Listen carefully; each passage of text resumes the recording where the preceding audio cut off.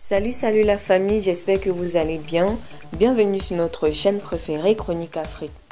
Aujourd'hui on se tape note une nouvelle information du côté de la Guinée-Conakry.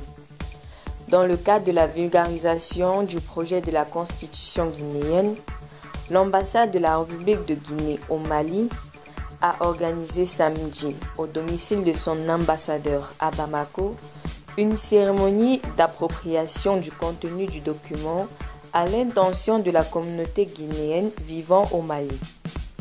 C'était sous l'égide d'Abdoulaye Fofana, ambassadeur plénipotentiaire de la Guinée au Mali, au Burkina Faso et au Niger, avec résidence à Bamako.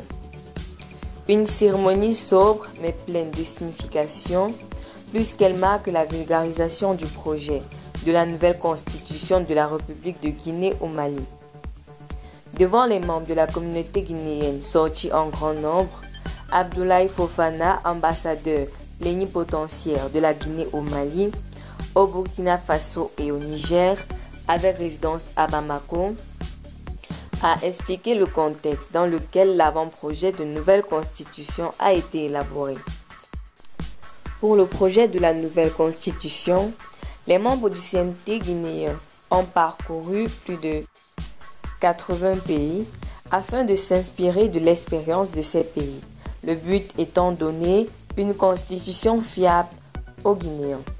C'est qu'a déclaré Ousmane Dadi Camara, chef de la délégation du CNT, venu spécialement de Conakry pour expliquer le contenu du projet de la nouvelle constitution aux Guinéens établis au Mali. Le projet de la nouvelle constitution guinéenne comporte 205 articles. Cette constitution prend en compte l'ensemble des préoccupations de tous les Guinéens, tant de l'intérieur que de l'extérieur. Dans les détails, le projet de la nouvelle constitution de la Guinée accorde une parité entre les hommes et les femmes lors des élections, ce qui constitue une avancée majeure et une innovation dans le pays, a affirmé le chef de la délégation venu de Conakry. Autre innovation, l'instauration d'une candidature indépendante dans toutes les élections, la création d'une seconde chambre du Sénat, faisant entrer le pays dans le bicaméralisme, la gratuité de l'éducation et le maintien des enfants à l'école jusqu'à l'âge de 16 ans, la couverture maladie universelle.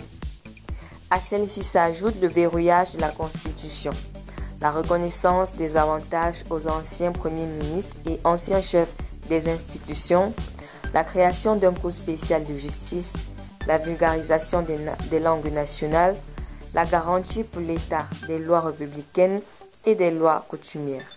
Au total, on dénombre 29 innovations dans le projet de la nouvelle constitution guinéenne. Avant de terminer, Ousmane Dadi Camara a assuré que ce n'est nullement une constitution taillée sur mesure. Elle est loin d'être le cas. Elle met en avant la Guinée, a-t-il insisté. Restez toujours courtois en commentaire et respectez les règles de communauté. N'hésitez pas de